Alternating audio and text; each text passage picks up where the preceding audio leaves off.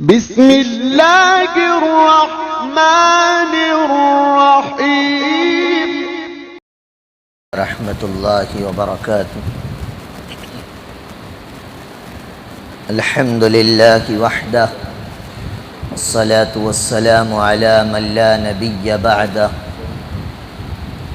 اما بعد فقد قال اللہ تبارک وتعالی بعد فاعوذ باللہ من الشیطان الرجیم، بسم اللہ الرحمن الرحیم۔ سبحان الذي أسرى بعبده ليلا من المسجد الحرام إلى المسجد الأقصى الذي باركنا حوله لنريه من آياتنا إنه هو السميع البصير۔ عن أبي أمامة رضي الله تعالى عنه قال قال رسول الله صلى الله عليه وسلم لا تزال طائفة من أمتي على الدين ظاهرين لعدوهم قاهرين لا يضرهم من خالفهم إلا ما أصابهم حتى يأتيهم أمر الله وهم كذلك۔ قالوا يا رسول الله صلى الله عليه وسلم وأين هم؟ قال ببيت المقدس وأكناف بيت المقدس، أو كما قال عليه الصلاة والتسليم۔ اللهم صل على محمد في أول وأوسط وآخر كلامنا صلى الله عليه وسلم۔ اللهم صل على محمد عدد ما في علم الله صلاة دائمة بدوام ملك الله۔ رب اشرح لي صدري ويسر لي أمري واحلل عقدة من لساني يفقه قولي۔ تمام تعریفیں اس پاک پروردگار عالم کے لیے جس نے ایک مکان کو دوسرے مکان پر فضیلت عنایت فرمائی۔ درود و سلام ہو آقائے مدنی تاجدار بطحا حضرت محمد الرسول اللہ صلی اللہ علیہ وسلم کی ذات برکت پر، جن کے ذریعے سے اللہ تبارک و تعالی نے قیامت تک آنے والے ادوار اور حالات کا اور قیامت تک آنے والے حکمران اور ان کی مکاریوں کا پردہ فاش کیا۔ ایسے نازک ماحول میں مسلم امہ کی ذمہ داری کیا ہے، ان باتوں سے ہمیں مطلع فرمایا۔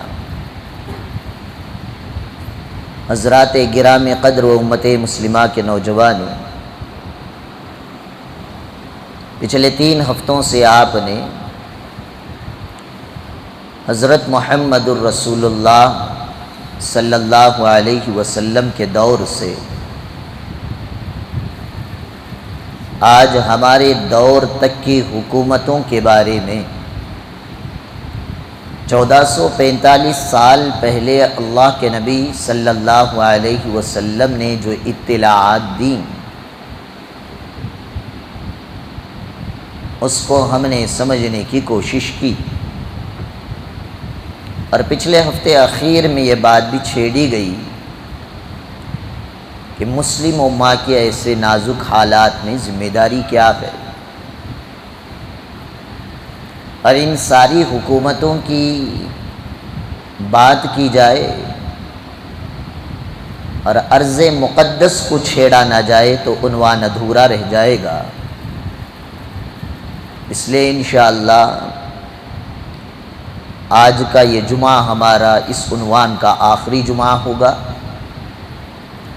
اگلے ہفتے سے زندگی سلامت رہی، سانسیں باقی رہی تو ایک نئے عنوان کے ساتھ آپ کے سامنے حاضر ہونے کی کوشش کی جائے گی۔ پچھلے 3 ہفتوں میں ہم نے کیا سنا، اس کے ہیڈ لائنز کو ملاحظہ کرتے ہوئے آگے بڑھیں تاکہ بات آسانی سے سمجھ میں آئے۔ یہ بات چھیڑی گئی کہ انسان آئے نئے دن حالات کو جاننے کی کوشش کرتا ہے، اور حالات کو جاننے کے 2 طریقے اللہ تعالیٰ نے دیے، ایک میڈیا اور ایک قرآن مجید و احادیث مبارکہ، اور ساری انسانیت 100% پہلے طریقے پر ٹک گئی، اور وہ قوم مسلم جو اللہ کے بندے نبی کریم صلی اللہ علیہ وسلم کی امت اور عاشق ہونے کا دعویٰ کرتے ہیں، وہ بھی غیروں کی روش پر حالات کو جاننے کے لیے ٹی وی، میڈیا، انٹلیکچوئلز کی تقاریریں، سیاستدانوں کے بیانات کے پیچھے دوڑ پڑی۔ جب سب سے اہم طریقہ جو اللہ تعالیٰ نے دیا، جو ازل سے ابد تک ہے، قرآن مجید، اور نبی کریم صلی اللہ علیہ وسلم کی آمد کے بعد سے دنیا کے ختم ہونے تک کے جو حالات،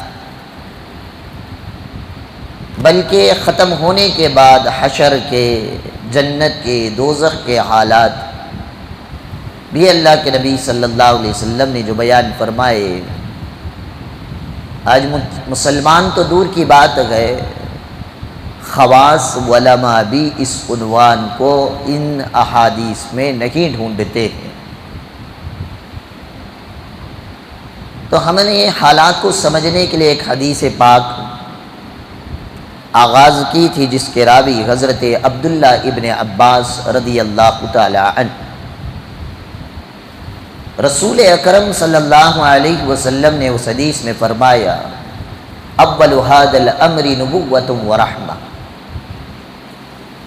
کہ تمام انبیاء کے جانے کے بعد، میری نبوت کے اعلان کے بعد جو ایک نئے دور کا آغاز ہوا، اس دور کا آغاز اور ابتداءً جو امت پر حکومت آئے گی، وہ نبوت کے ساتھ رحمت والی حکومت آئے گی۔ ثم یکون خلافا و رحمہ، نبوت اور رحمت کے ختم ہونے کے بعد خلافت کا دور آئے گا رحمت کے ساتھ۔ ثم یکون ملوکا و رحمہ، خلافت کے بعد ملوکیت آ جائے گی رحمت کے ساتھ۔ ثم یکون امارتا و رحمہ، ملوکیت کے بعد امارت آئے گی رحمت کے ساتھ۔ ثم یعود جبریتا،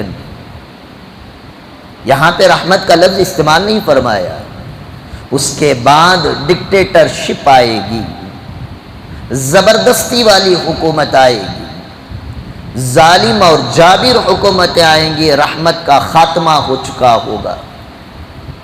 یہ حکومت آئے گی تو کیسے رہے گی؟ یتکادمون علیہم تکادم الحمیر، گدھے اور خچروں کی طرح ایک دوسرے کو یہ لات مارے گی، ایک دوسرے کی ٹانگیں کھینچیں گے، ایک دوسرے کی حکومت کو گرانے کے لیے جو کچھ انسان کر سکتا ہے اس حد تک کر جائیں گے، حتیٰ کہ ان کے اندر سے انسانیت مر چکی ہوگی۔ جب ایسے حالات آ جائیں، فعلیکم بالجہاد، تو میری امت پر لازمی ہے کہ جہاد کو لازمی پکڑے۔ جہاد کے معنی، مطلب اور تشریح کچھ گزر چکی، کچھ ابھی عرض کروں گا، حدیث ختم ہو جائے۔ وَإِنَّ أَفْضَلَ جِهَادِكُمْ الرِّبَاطُ، جہاد کی بہت ساری قسمیں ہیں، کس طرح کے جہاد کو لازمی پکڑے؟ نبی کریم صلی اللہ علیہ وسلم نے ارشاد فرمایا، بہترین جہاد رباط ہے۔ وَإِنَّ أَفْضَلَ رِبَاطِكُمْ أَثْقَلَانِ، اور بہترین رباط اسقلان کا ہے۔ اس میں کچھ نئے چہرے بھی ہیں جو پچھلے ہفتے نہیں تھے۔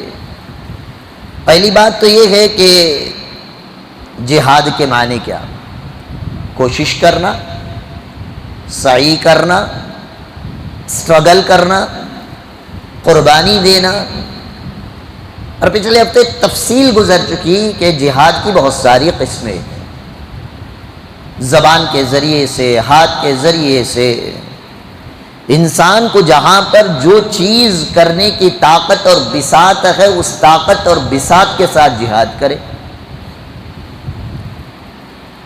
مثالیں پیش کی تھی کہ ہر علاقے کی جہاد کی نوعیت الگ ہوتی ہے.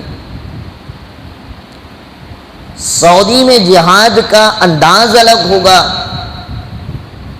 اور ہمارے ملک بھارت کے اندر جہاد کا انداز الگ ہوگا. اس لیے کہ وہاں پہ سیکولرزم نہیں ہے، جمہوریت نہیں ہے، خلافت کے نام پر بدنما داغ کی حکومت سعودی عرب میں چل رہی ہے. اور وہاں کے حکومتی حکمران، وہاں کی رہنے والی پوری کی پوری آبادی یہ دعویٰ کرتی ہے کہ ہمارا دستور العمل، ہمارا لاہی عمل، ہمارا دستور حیات، ہمارا کانسٹیٹیوشن قرآن مجید اور احادیث مبارکہ ہے. لیکن ان کی حکومت جب دیکھی جاتی ہے، پریکٹیکلی وہاں کے کانسٹیٹیوشن کو دیکھا جاتا ہے، آئین اور دستور کو دیکھا جاتا ہے، تو جو کچھ تھوڑے بہت قوانین تھے MBS کے آنے کے بعد وہ قانون بھی ختم کر دیے گئے. تو وہاں پر جہاد کی نوعیت الگ قسم کی ہوگی. اور ہم جس ملک میں رہ رہے ہیں یہ ملک جمہوریت پر مبنی ہے. اس ملک کا ایک دستور، ایک کانسٹیٹیوشن، ایک آئین ہے. اور یہاں کی رہنے والی پوری آبادی کا دعویٰ نہیں ہے کہ وہ اللہ اور اس کے رسول کے احکامات کے مطابق زندگی گزاریں گے، بلکہ میجورٹی قرآن و حدیث کے نہ ماننے والے، مائنورٹی اقلیت کم تعداد والے لوگ اس ملک کے وہ ہیں جو قرآن و حدیث کے پابند ہیں. اور ہمارے ملک کا دستور، قانون، آئین اتنا خوبصورت ہے کہ ہمارے ملک کا سنویدھان ہمیں قرآن اور حدیث پر عمل کرنے کی اجازت دیتا ہے. سنویدھان. یہاں ایک بات یاد رکھیں، ایک ہے دیش کی پالیسی، ایک ہے سرکار کی پالیسی. دونوں میں ڈیفرنسز رہنا چاہیے، دونوں کے درمیان فرق ہے، وہ فرق کا ہمیں معلومات ہونی چاہیے. ہم ملک کی پالیسی یا ملک کے بنیادی حقوق کے خلاف نہیں بول سکتے ہیں.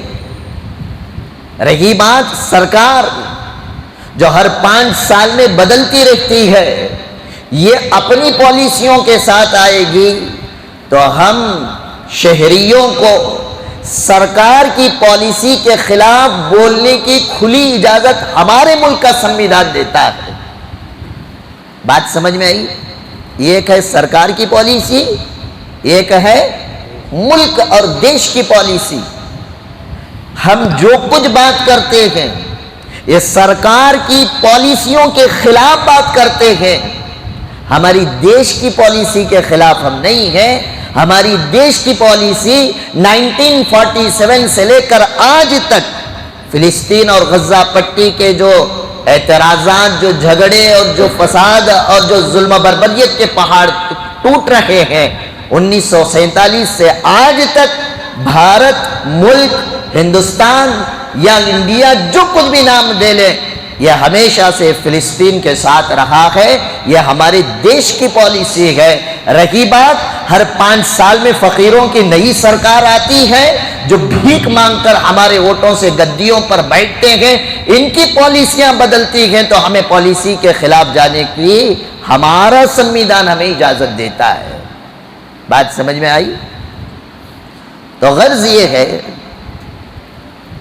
ہمارے ملک بھارت کا جو کانسٹیٹیوشن، سیکولرزم، جمہوریت ہمیں یہ حق دیتا ہے، آرٹیکل 25 آرٹیکل 26 آرٹیکل 21 کے تحت کہ ہندوستان کا ہر شہری ہر مذہب کا ماننے والا اپنے اپنے مذہب کے مطابق زندگی گزار سکتا ہے.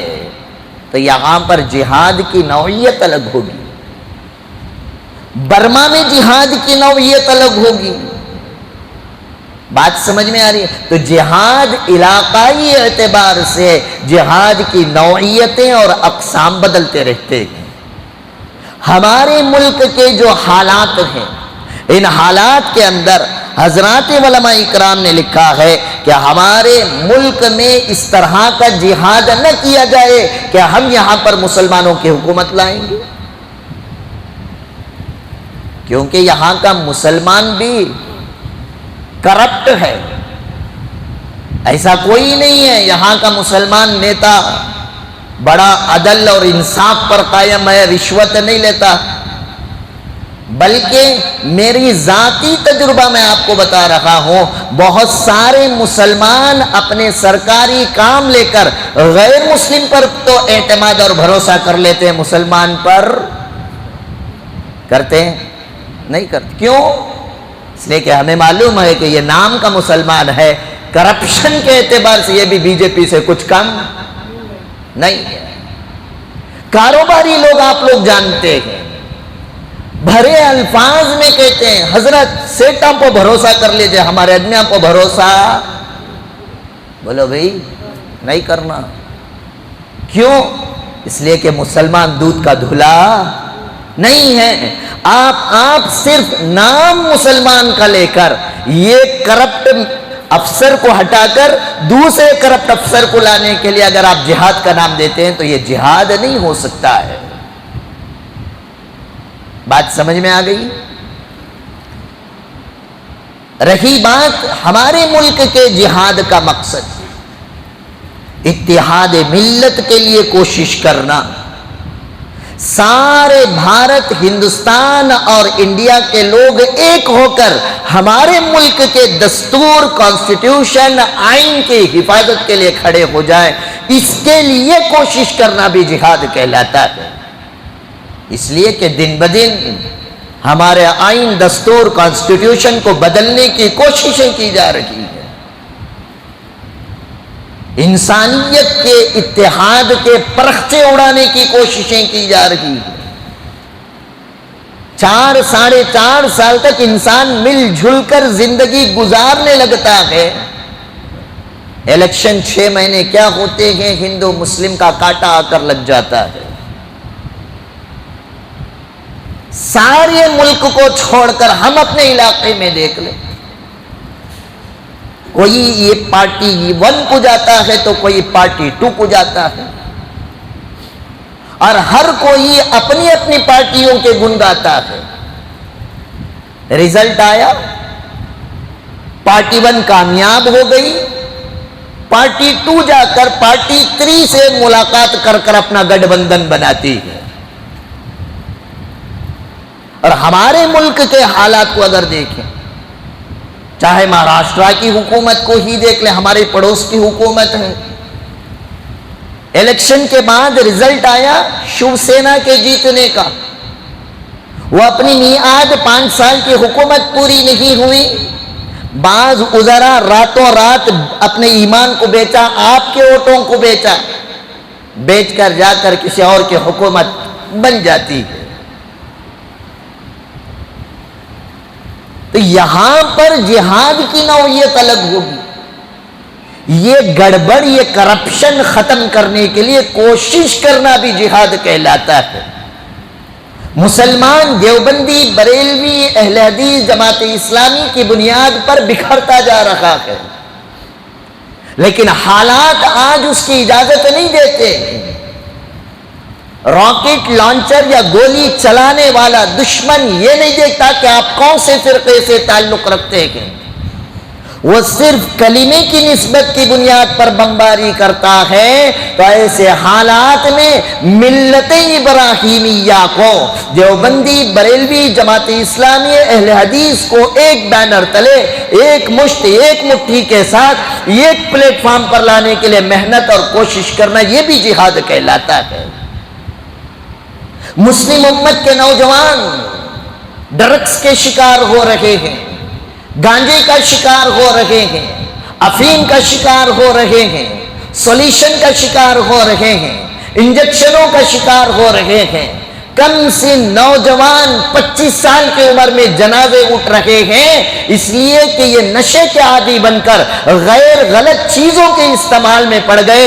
ایسے نوجوانوں کو ان نشیلی عادتوں سے نکال کر مسجد کے لیے لانے والے، مسجد کا کبوتر بنانے کی کوشش کرنے والے، مسجد میں دل لگانے والا بن جائے یہ نوجوان، یہ محنت اور کوشش کرنا بھی اس وقت کا ایک نوعیت کا جہاد کہلاتا ہے۔ بہرحال ہمارے ملک میں آئے نئے دن بچیوں کی عزت اور عصمت کے پرخچے اڑائے جا رہے ہیں، گینگ ریپس کیے جا رہے ہیں، عورتوں کی عزت آبرو کا حفاظت کرنے والا کوئی نہیں ہے۔ ایسے دور میں اگر کوئی کھڑا ہوتا ہے عورتوں کی عزت کی حفاظت کے لیے، بوڑھوں کی حفاظت کے لیے، بیماروں کی حفاظت کے لیے، بچیوں کے گینگ ریپ ہونے سے حفاظت کے لیے اگر کھڑے ہو کر کوشش کرتا ہے یا اس کے لیے اسٹرگل کرتا ہے، تو یہ کوشش، یہ محنت کرنا بھی ایک قسم کا جہاد کہلاتا ہے۔ تو غرض یہ ہے، جہاد کا مطلب یہ نہیں AK-47 لے کر آپ چلے گئے اور اندھا دھند فائرنگ کر دیں۔ شریعت اس کو دہشت گردی کہتی ہے۔ جس ملک میں دہشت گردی بڑھ جائے، دہشت گردی سر چڑھ کر اگر بولتی ہے، اگر ایسے حالات ملک کے پیدا ہو جائیں، تو ہمارا لا اینڈ آرڈر، ہمارا قرآن اور حدیث ہمیں حکم دیتا ہے ان دہشت گردوں کے خلاف کھڑے ہو کر ان دہشت گردوں کو دہشت گردی چھوڑنے پر مجبور کرنے کی کوشش کا نام جہاد کہلاتا ہے۔ اسی لیے میں نے پچھلے ہفتے آپ کو کہا تھا، مبارکباد ہیں نوجوان، مبارکباد ہیں مسلم امہ کے وہ افراد جنہوں نے اسرائیل کمپنیوں کی ٹوٹلی پروڈکشن کا بائیکاٹ کیا ہے۔ کیوں؟ ہم وہاں پر جا کر ان کو روک نہیں سکتے۔ ہم اپنے علاقے میں رہتے ہوئے اس ظالم حکمران نتنیاہو کو مجبور کر دیں کہ وہ اپنے نہتے مظلوم فلسطینیوں پر جو بمباریاں کر رہا ہے اس کو روکنے کے لیے میں اور آپ یہاں پر بیٹھ کر اگر کچھ کر سکتے ہیں تو تہجد میں دعا کر سکتے ہیں، دوسرا ان کے پروڈکشن کا بائیکاٹ کر کر ہم ان کو نقصان پہنچا سکتے ہیں۔ یہ بھی ایک قسم کا جہاد کہلاتا ہے۔ رہی بات اعلائے کلمت اللہ کے لیے، اگر اپنی جان کا نذرانہ پیش کر دیتا ہے، ایسے جہاد کرتے ہوئے کسی کی جان چلی جاتی ہے، تو قرآن کہتا ہے کہ وہ آدمی شہید ہوا۔ بات سمجھ میں آ رہی ہے؟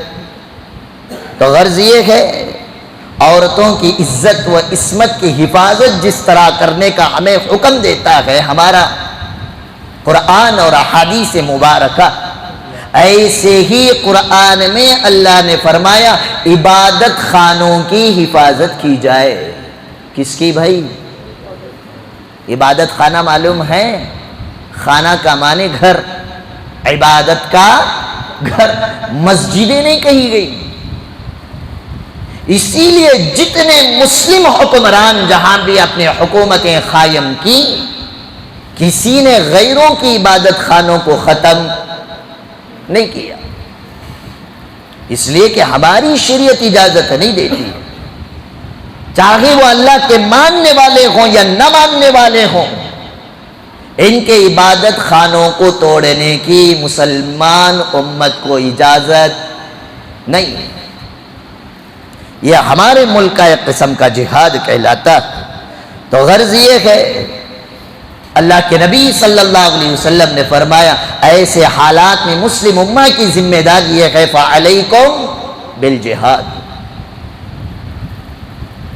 آگے فرمایا وَإِنَّا أَفْضَلَ جِهَادِكُمْ الرِّبَاطِ، ان جہادوں میں سے سب سے بہترین جہاد رباط کہلاتا ہے، اور رباط کی تشریح میں نے پچھلے ہفتے کر دی، سرحد کی حفاظت جو BSF کرتا ہے، بارڈر سیکورٹی فورس، LOC کے پاس جو ہمارے نوجوان کرتے ہیں، لائن آف کنٹرول کے پاس کھڑے ہو کر، کہ کوئی دشمن گھسپیٹ کے ہمارے ملک میں داخل نہ ہو جائے. یہ سرحد کی حفاظت کو رباط کہا جاتا ہے، اور ہر وقت چوکنا رہنا اپنے ملک کو لے کر، اسے بھی رباط کہا جاتا ہے. اگر کوئی غیر ملک ہمارے ملک میں داخل ہو کر فتنہ برپا کرنے کی اگر کوشش کر رہا ہے تو اس دشمن کے لیے ڈیفنس میں کھڑے ہو کر جنگ لڑنا، یہ بھی عربی میں رباط کہلاتا ہے. آگے اللہ کے نبی صلی اللہ علیہ وسلم نے فرمایا وَإِنَّ أَفْضَلَ رِبَاطِكُمْ الصَّلَاةُ، اور بہترین ڈیفنس، بہترین سرحدوں کی حفاظت، بہترین اپنے ملک کی حفاظت کرنے والا مجاہد وہ ہے جو شہر اسقلان کی حفاظت کرتا.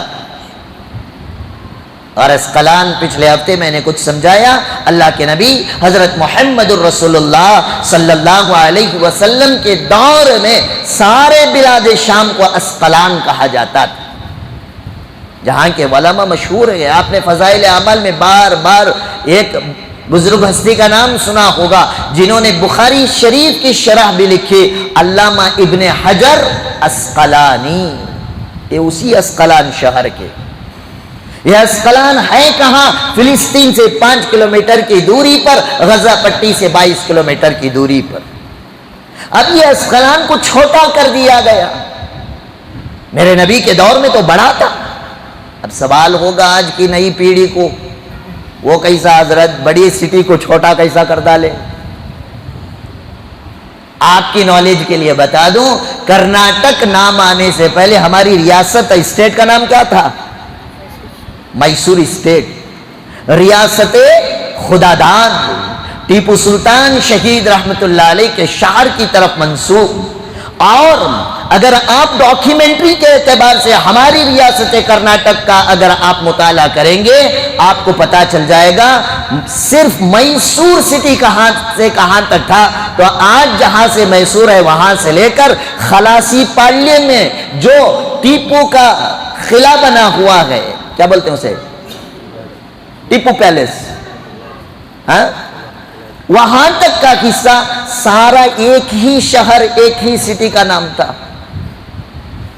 اگر آپ اپنی زمین کے کاغذات پرانے فارسی میں لکھے ہوئے جب آپ قبرستان کے کاغذات کو دیکھیں گے، چاہے وہ CMA میں یا وقف بورڈ میں آپ کو مل جائیں گے، جب یہ قبرستان کی جگہ الرٹ کی گئی تھی کس کے دور میں، اور اس وقت کے کاغذات کس کے پاس تھے، کس نواب کی جائیداد تھی، اور یہ کون سی ریاست میں شمار ہوتا تھا، آپ کو پتہ چل جائے گا.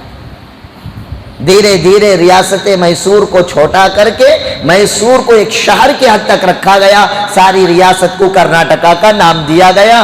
اور آگے میں نے اپنے بچپنے میں دیکھا ہے میسور کا ڈسٹرکٹ پورے کرناٹک میں سب سے بڑا ڈسٹرکٹ کہلاتا تھا. اب اسی میسور ڈسٹرکٹ سے منڈیا ایک ڈسٹرکٹ بنا، چامراج نگر ایک ڈسٹرکٹ بنایا گیا، الگ الگ ڈسٹرکٹس بنائے گئے. ورنہ ریاست میسور اتنا بڑا تھا جیسے آج سکڑ کر میسور چھوٹا ہو گیا.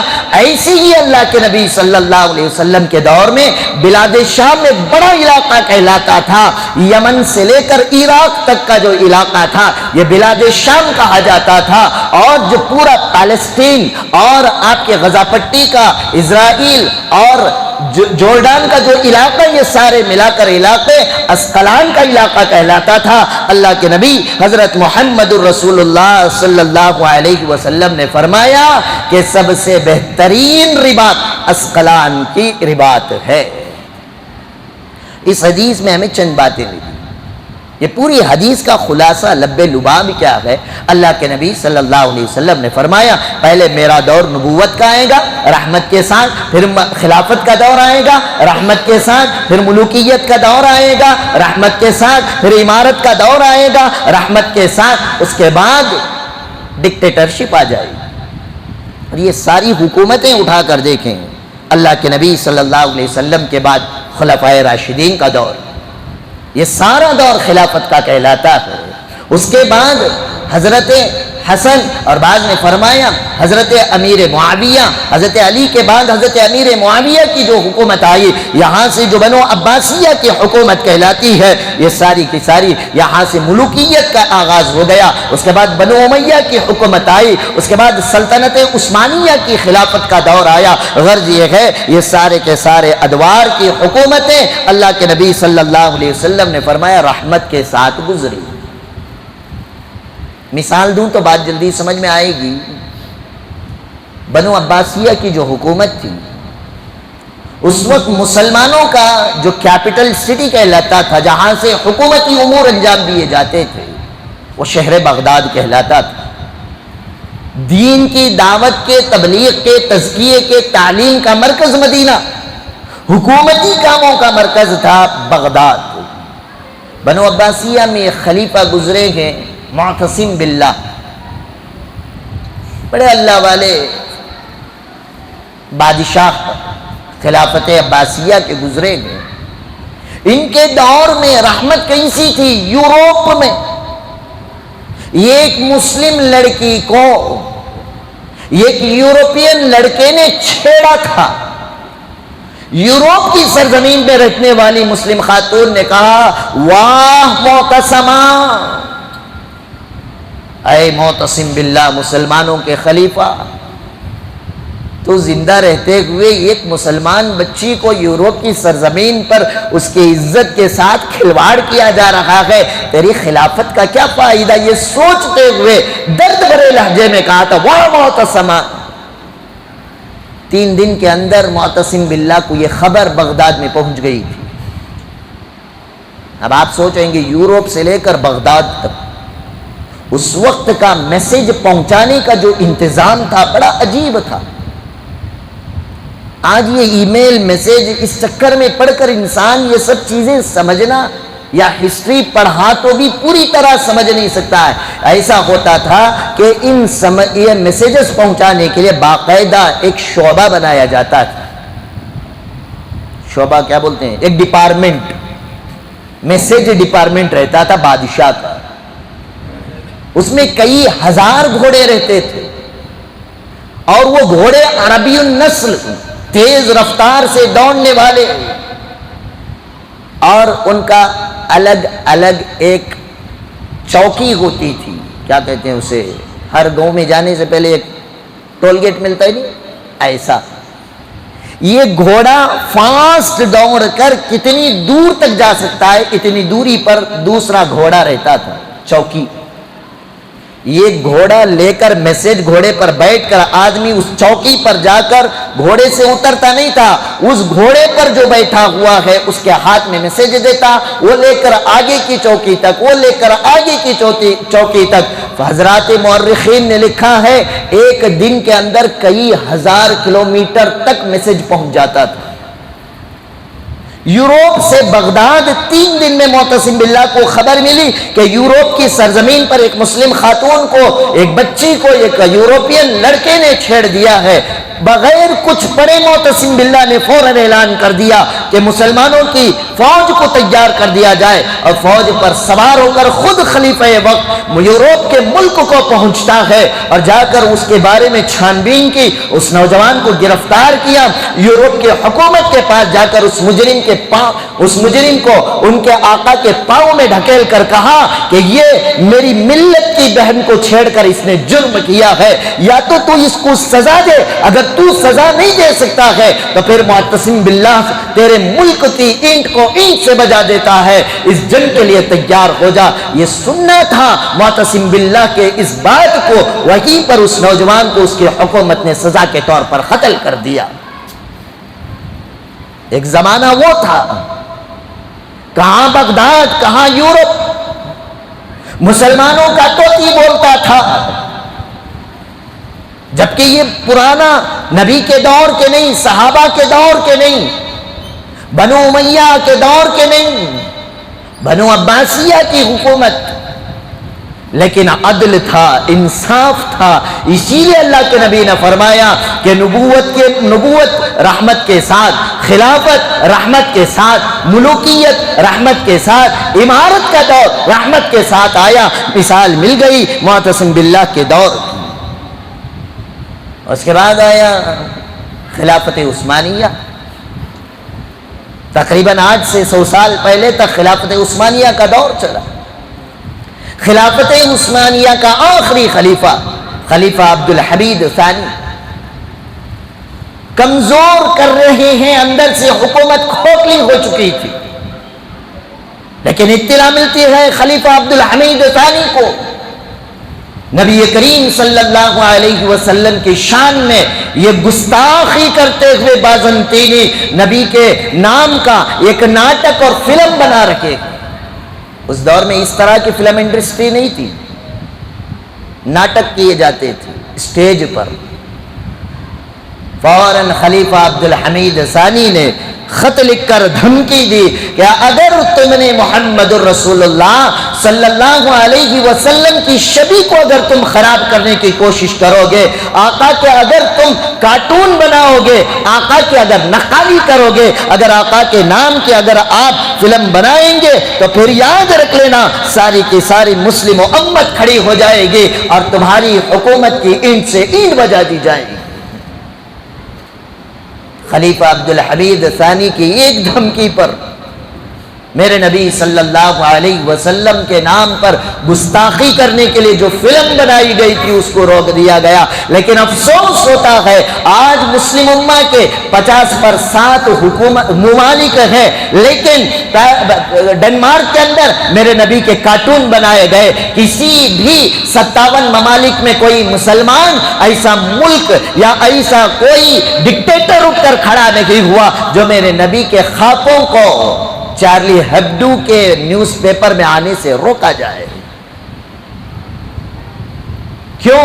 ان حکومتوں کے بارے میں میرے نبی نے فرمایا تھا رحمہ، اور یہ ڈکٹیٹروں کی حکومت کے بارے میں میرے نبی نے نہیں فرمایا رحمت بھی ہوگی. فرمایا ثم یعود جبریت، یہ زبردست والی حکومت آئے گی. تقادمون علیہم تقادم الحمیر، یہ ایک دوسرے کی ٹانگ کھینچا کریں گے، گدھوں کے معنی میں ان کی حکومتیں ہوں.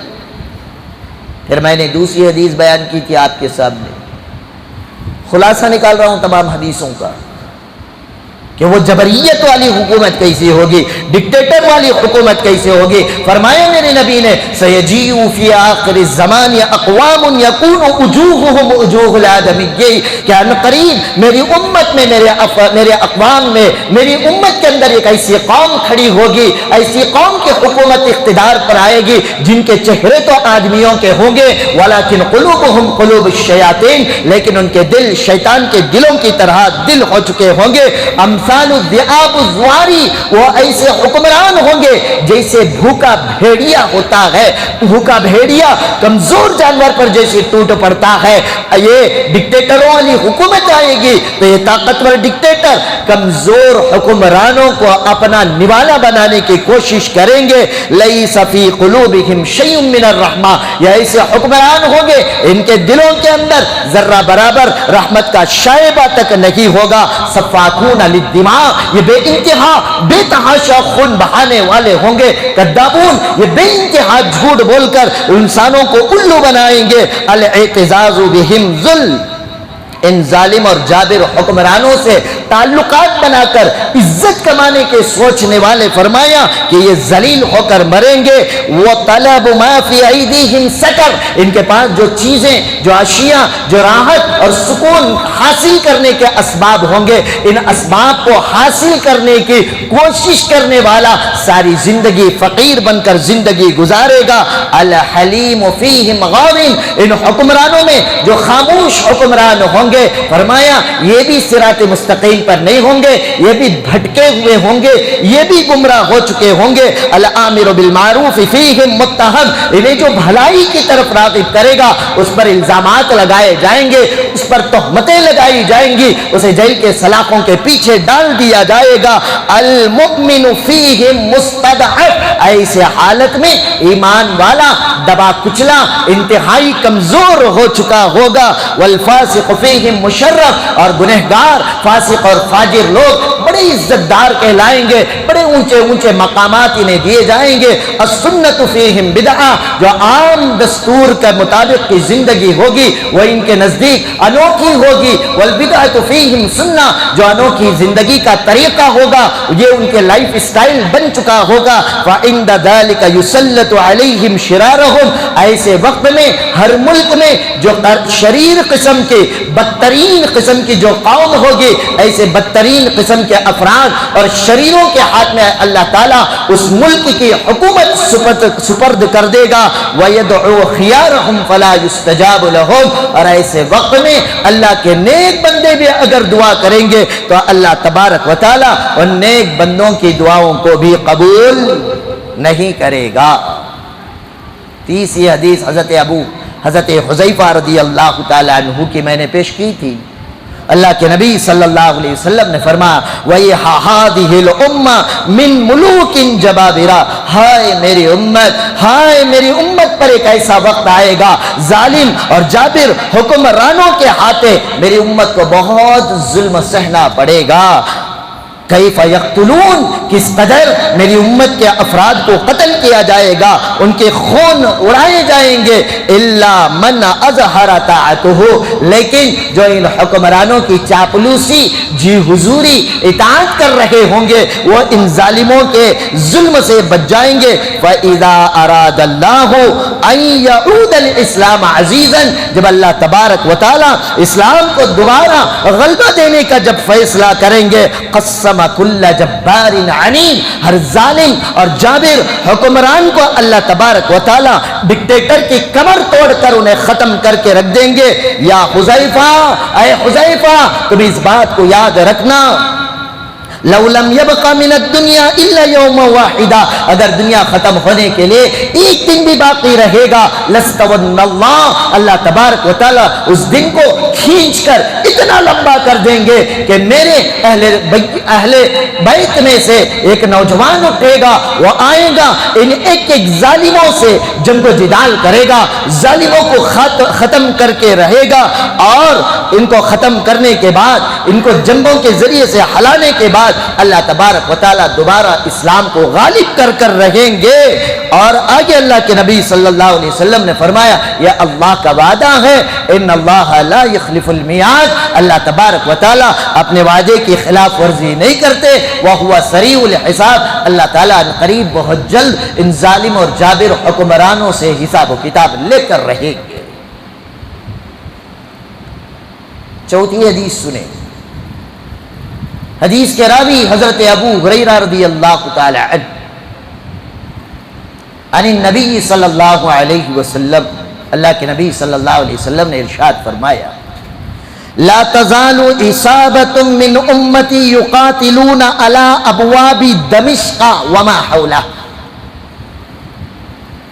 فرمایا میری امت میں ایک گروہ، ایک جماعت ہمیشہ ایسی رہے گی جو ان ظالم اور جابر بدترین ظالموں سے حکمرانوں سے لڑتی رہے گی، اور وہ کہاں ہوگی؟ علی ابواب دمشق وما حولہ، وہ شام ملک دمشق کے دروازوں پر یا ملک دمشق کے اطراف و اکناف چاروں طرف رہیں گے۔ دمشق اللہ کے نبی صلی اللہ علیہ وسلم کے دور میں اسپین کو کہا جاتا تھا، آج اس کا نام اسپین ہو چکا ہے۔ تاریخ اسپین کا مطالعہ کر کے دیکھ لیں، ایک زمانے تک مسلمانوں نے کس طرح سے حکومت کی، پھر مسلمانوں کا وہاں سے زوال کیسے آیا، کیسے کاٹ کر دریائے دجلہ کے پانی کو مسلمانوں کے خون سے لال کر دیا گیا. بڑی دردناک داستان ہے دمشق کی. 2014 کا الیکشن جیتنے کے فوراً بعد ہمارے ملک سے ایک جماعت اسپین کا دورہ کر کے آئی تھی کہ یہاں سے مسلمانوں کو کیسا ختم کیا گیا، یہی طریقہ ہم اپنے ملک میں لانا چاہتے ہیں. لیکن آج تک وہ کوشش میں ہے. دھیرے دھیرے مسلمان شکار ہو رہا ہے. سب سے پہلا حربہ اسپین میں یہ یوز کیا گیا کہ عام مسلمان کو علماء سے کاٹ کر الگ کر دیا جائے. کیونکہ کوئی بھی مسئلہ ہے یہ علماء سے پوچھیں گے. مدارس سے عام لوگوں کا رشتہ ختم ہو، مکاتب سے ختم ہو، علماء سے ختم ہو، دینی بیانات اور مجلسوں سے ختم ہو. اس لیے کہ مسلم امہ کا چارج، ایمان چارج ہوتا ہے اسی مجلسوں سے. اور آج وہی ہو رہا ہے. اب کتنے ہیں جمعہ میں دیکھ لے، نماز میں کتنے رہیں گے یہ بھی دیکھ لیں. 4 کتابیں پڑھا آدمی یہ سوچتا ہے مجھے تو دین سارا معلوم ہے. میرے خود کے شاگرد ہیں 40 حدیثیں پڑھ کر یہ سوچتے ہیں کہ لو جی ہم نے نبی کی ساری حدیثیں پڑھ لی. بہرحال اللہ کے نبی صلی اللہ علیہ وسلم نے فرمایا یہ وہ حدیثیں ہیں جس پر علماء بھی غور نہیں کرتے. لا تزال عصابۃ من امتی، کہ میری امت میں ہمیشہ سے ایک جماعت ایسی رہے گی یقاتلون، جو ظالموں اور بدترین حکمرانوں سے قتال، جنگ اور لڑائی کرتے رہیں گے. یہ کہاں ہوں گے؟ علی ابواب دمشق وما حولہ، جو اسپین شہر میں یا اسپین کے ارد گرد رہا کریں گے. وعلی ابواب بیت المقدس وما حولہ، اور وہ یہ مقدس جماعت جو ہمیشہ ظالم اور جابر، فاسق و فاجر، ڈکٹیٹروں اور حکمرانوں سے جنگ و جدال اور قتال کرتی رہے گی، یہ لوگوں کی ایک دوسری جماعت کہاں ہوگی؟ میرے نبی نے 1445 سال پہلے فرما دیا یہ بیت المقدس میں اور بیت المقدس کے اطراف و اکناف چاروں طرف رہیں گے.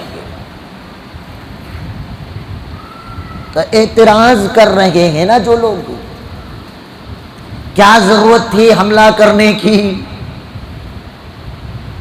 جب سادھن نہیں تھا؟ تو سوال کا جواب میں نے اعتراض پچھلے ہفتے بھی کر دیا. بدر میں بھی صحابہ کے پاس سادھن تھا؟ نہیں تھا. یہی حدیثوں نے حماس کے مجاہدین کو ایمان کے ساتھ کھڑے ہونے پر مجبور کیا کہ اللہ کے نبی نے فرمایا ہے ہماری ذمہ داری ہے بیت المقدس اور مسجد اقصی کی حفاظت کرنا. حالات آگے اللہ کے نبی نے فرمایا لا يضرهم خذلان ومن خذلهم، جو لوگ ان مجاہدین کو تنہا چھوڑ دیں گے. کون ہے آج حماس کے ساتھ؟ کوئی ہے فلسطین کے مجاہدوں کے ساتھ؟ کوئی ملک انہیں ہتھیار دے رہا ہے؟ کسی نے اپنی فوجیں بھیجی؟ صرف بیان بازیاں ہوئی. یونو اقوام متحدہ سے لے کر OIC تک صرف باتیں ہوئی. کسی نے ان کا ساتھ نہیں دیا. لا يضرهم من خالفهم، اللہ کے نبی نے فرمایا انہیں کوئی نقصان نہیں پہنچا سکتا ساری دنیا ان کے مخالفت کھڑے ہو جائے. اور اس حدیث میں فرمایا لا يضرهم خذلان ومن خذلهم، جو لوگ انہیں تنہا چھوڑ دیں ان کے چھوڑ دینے کی وجہ سے ان مجاہدین کو کوئی نقصان نہیں پہنچے گا. آگے اللہ کے نبی نے فرمایا ظاہرین علی الحق، پوری دنیا ان کا ساتھ چھوڑ دے یہ حق پر ثابت قدمی کے ساتھ ٹکے رہیں گے. کب تک؟ اللہ کے نبی نے آگے فرمایا الی ان تقوم الساعہ، یہاں تک کہ قیامت آ کر کھڑی نہ ہو جائے۔ حوصلہ بنتا ہے اس حدیث سے کہ وہ مجاہدین جو پچھلے 2 مہینوں سے ساری دنیا کی سپر پاور نیٹو کی طاقتیں لگی ہوئی ہیں، ایک معمولی سا گروہ، چند افراد کی ایک جماعت جو سرنگوں میں گھس کر اپنی زندگی گزارتے ہیں، 2 مہینے سے ان تک کوئی رسد نہیں پہنچا، کوئی مدد نہیں کی، ان کا پانی بند کیا گیا، ان کی الیکٹرکسٹی بند کی گئی، ان کے کھانے کو ختم کیا گیا، ان کے ہسپتالوں کو اڑایا گیا، بچوں کو کاٹا گیا، عورتوں کے بوڑھے اور کمزور اور بیماروں پر بمباریاں کی گئی، لیکن یہ مختصر سی جماعت آج بھی لڑ رہی ہے۔ 1967 میں پورا عرب کھڑا ہو کر اسی اسرائیل سے لڑا تھا، اور اس وار کو 6 days وار کہا جاتا ہے، 6 دن کے اندر سارا عرب ہار گیا تھا۔ اور یہ معمولی سی جماعت ہے، پچھلے 2 مہینوں سے ان کا جواب پتھر سے دے رہی ہے، اس لیے کہ 1445 سال پہلے اللہ کے نبی نے یہ بشارت دی تھی، ظاہرین علی الحق، یہ حق پر ثابت قدمی کے ساتھ رہیں گے۔ کب تک رہیں گے؟ الی ان تقوم الساعہ، جب تک قیامت نہیں آ جائے گی تب تک یہ ظالم جابر ڈکٹیٹروں کے ساتھ یہ برابر کا مقابلہ اور قتل و قتال کرتے رہیں گے۔ چوتھی حدیث کے راوی حضرت ابو امامہ رضی اللہ تعالی عنہ فرماتے ہیں، اللہ کے نبی صلی اللہ علیہ وسلم نے فرمایا لا تزال طائفۃ من امتی علی الدین ظاہرین، کہ میری امت میں ہمیشہ ایک ایسی جماعت رہے گی جو دین پر مضبوطی کے ساتھ جمے رہے گی۔ یہ حدیث پڑھ کر سب اپنے آپ کو فٹ کر لیتے ہیں۔ مولوی کہتا ہے سارے امام دین پر جمے رہیں گے، مدرسے والے کہتے ہیں سارے مدرسے والے، یہ وہی جماعت ہے۔ لیکن پوری حدیث سنیں جناب، ٹکڑے سے کام نہ چلائیں۔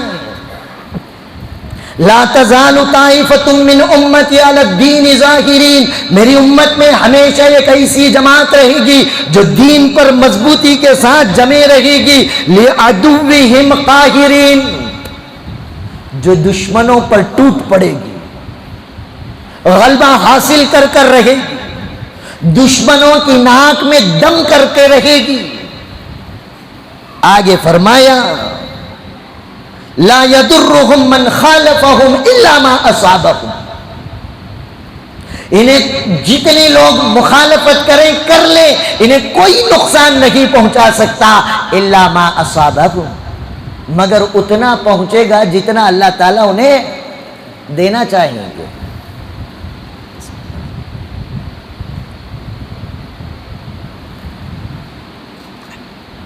کیوں دیں گے؟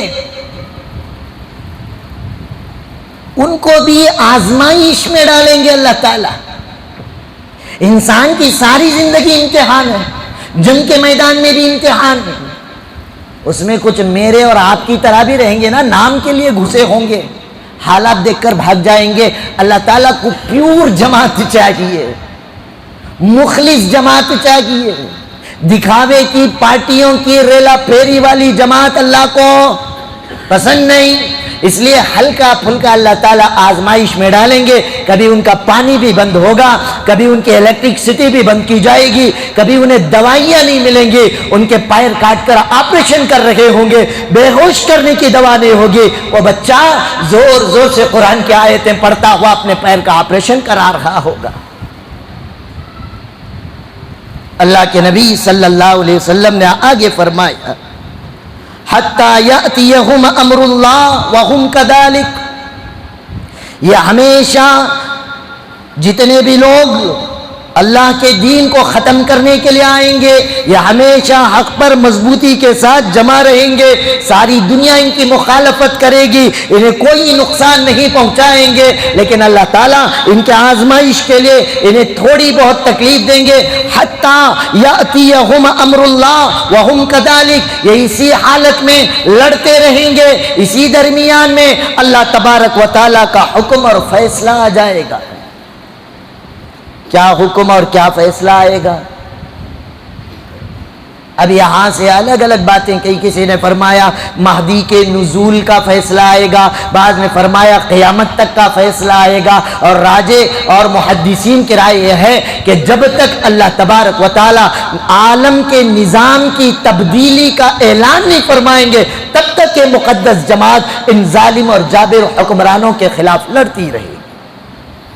جب یہ باتیں فرمائی، قربان جاؤں صحابہ پر، صحابہ نے پوچھ لیا، قالوا یا رسول اللہ، اے اللہ کے رسول صلی اللہ علیہ وسلم ہمیں فرما دیجئے وَأَيْنَ هُمْ، ایسی مقدس جماعت کہاں ہوگی؟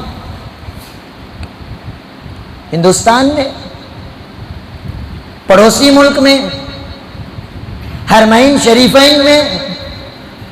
اللہ کے نبی نے صاف فرمایا، کیا فرمایا؟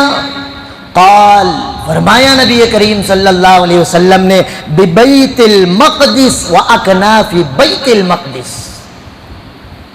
ایسی مقدس جماعت جو دین پر حق کے ساتھ ہمیشہ ٹکی اور جمے رہے گی، ظالموں سے مقابلہ کرتی رہے گی، قیامت آنے تک ان ظالم ڈکٹیٹروں پر غالب آ کر رہے گی، ان کے ناک میں دم کر کے چھوڑے گی۔ اور یہ جماعت کہاں ہوگی؟ بیت المقدس میں یا بیت المقدس کے چاروں طرف؟ اب آپ اندازہ لگا لیں، یہ جو جنگ چھڑ رہی ہے، چل رہی ہے، ہم یہ سوچ رہے ہیں 2-4 ہفتے میں ختم ہو جائے گی، مختصر جماعت ہے، کبھی ختم نہیں ہوگی۔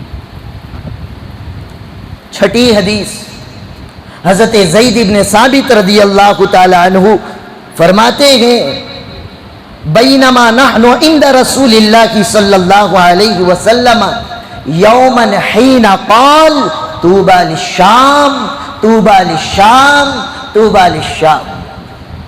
حضرت زید بن ثابت رضی اللہ تعالیٰ عنہ فرماتے ہیں کہ ہم جناب محمد الرسول اللہ صلی اللہ علیہ وسلم کے ساتھ درمیان میں تشریف فرما تھے، اچانک اللہ کے نبی صلی اللہ علیہ وسلم نے فرمایا، مبارک ہو تم کو شام، مبارک ہو تم کو شام، مبارک ہو تم کو شام۔ قلت ما بال الشام، اے اللہ کے نبی صلی اللہ علیہ وسلم، شام، ملک شام کو مبارکبادی دینے کا کیا مطلب ہے؟ اللہ کے نبی صلی اللہ علیہ وسلم نے فرمایا، الملائکۃ باسطوا اجنحتها علی الشام، فرشتے ملک شام پر اپنے پر بچھا کر ملک شام کی حفاظت فرما رہے ہیں۔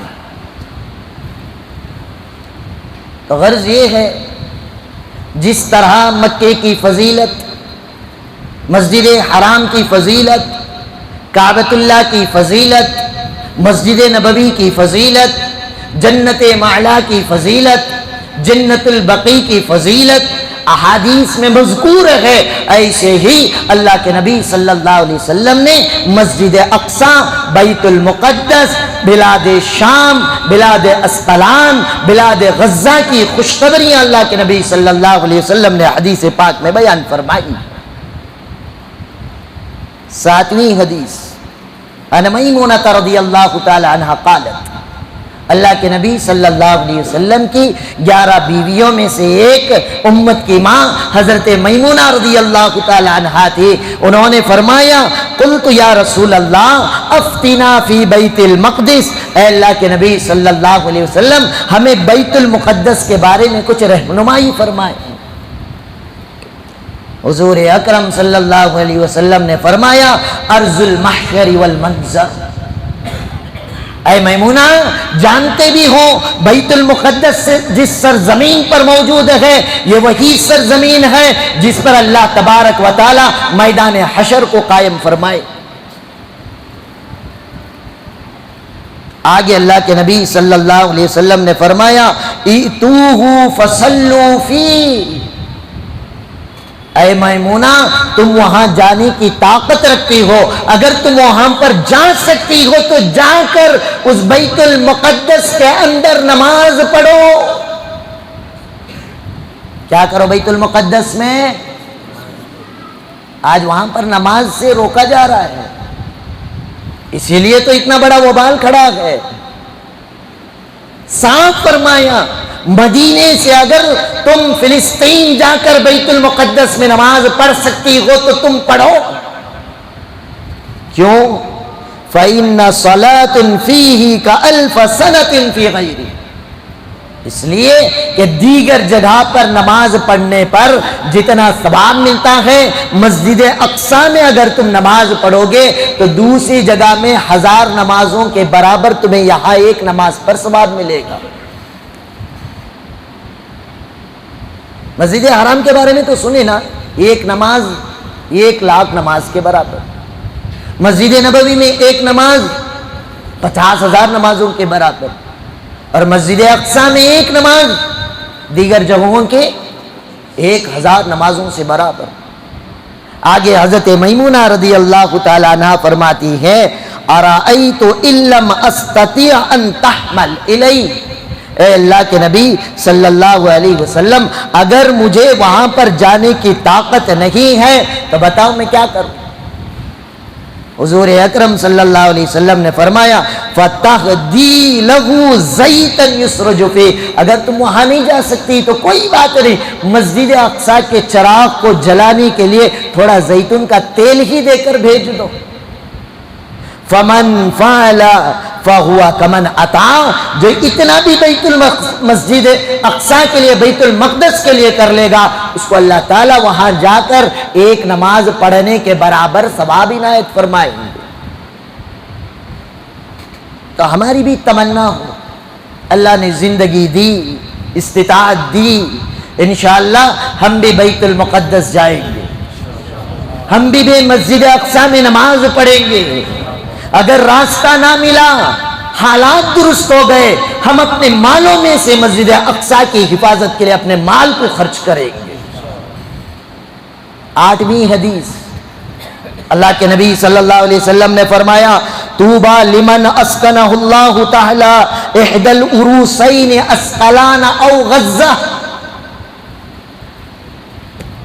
خوشخبری ہو اس شخص کے لیے جس کو اللہ تبارک و تعالیٰ نے 2 دلہنوں میں سے کسی ایک دلہن میں بسا دیا ہو، اور وہ 2 دلہنیں کون سی؟ فرمایا ایک اسقلان اور دوسرا غزہ۔ 1445 سال پہلے اللہ کے نبی نے غزہ کے مجاہدین کو خوشخبری دی کہ تمہیں اللہ تعالیٰ نے چن کر یہاں پر بسایا ہے، خوشخبری دی ہے، اللہ نے تمہیں دلہن کی جگہ عنایت فرمائی۔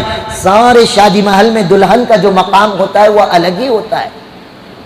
ساری روئے زمین پر مسجد اقصیٰ کی حفاظت کے لیے جن کو اللہ نے چنا ان کا مقام ساری انسانیت سے ہٹ کر۔ حدیث پاک میں اللہ کے نبی نے فرمایا کہ قیامت کے دن اللہ تبارک و تعالی جب ساری انسانیت کو حشر کے میدان میں کھڑے فرمائیں گے، 70,000 لوگوں کو اللہ تعالیٰ بلائے گا، بلا کر کہے گا جانتے ہو یہ کون ہے؟ ساری انسانیت کہے گی کہ نہیں، یہ اسقلان کے لوگ ہیں۔ کہاں کے؟ اسقلان کے۔ بغیر حساب کتاب لیے اللہ تعالیٰ ان 70,000 لوگوں کو جنت عطا فرمائیں گے۔ 9ویں حدیث، اللہ کے نبی صلی اللہ علیہ وسلم نے فرمایا حشر کے میدان میں اللہ تبارک و تعالیٰ 50,000 لوگوں کی ایک جماعت کو بلائیں گے۔ وہ جماعت اللہ کے دربار میں ایسے حاضر ہوگی، ان کے سر کٹے ہوئے ہوں گے، ان کے سر ان کے ہاتھ کے ہتھیلیوں میں ہوگی، ان کے سینے سے خون کا فوارہ نکل رہا ہوگا، ان کے خون سے مشک و عنبر سے بہترین خوشبو آ رہی ہوگی۔ وہ اللہ کے دربار میں حاضر ہوں گے، آ کر کھڑے ہو کر فرمائیں گے ربنا وآتنا ما وعدتنا علی رسولک ولا تخزنا یوم القیامہ۔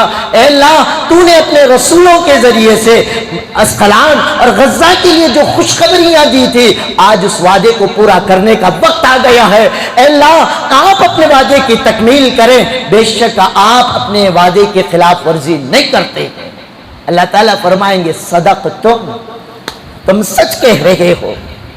اللہ تعالیٰ فرمائیں گے ان سارے 50,000 شہیدوں کو نہر قبصہ میں لے کر جاؤ. سارے فرشتے لے کر انہیں نہر قبصہ میں جائیں گے. وہ نہر قبصہ واحد نہر ہے جس میں شہیدوں کو غسل دیا جائے گا. انبیاء اولیاء کو بھی اس میں غسل نہیں دیا جاتا. غسل کریں گے.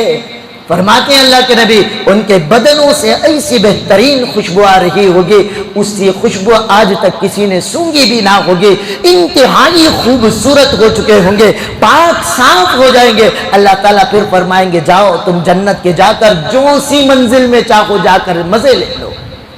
یہ خوشخبریاں ارض مقدس, ارض فلسطین, ارض اسقلان, ارض غزہ, ارض بیت المقدس, ارض مسجد اقصی کے لیے اللہ کے نبی صلی اللہ علیہ وسلم نے آج سے 1445 سال پہلے عطا فرما دی.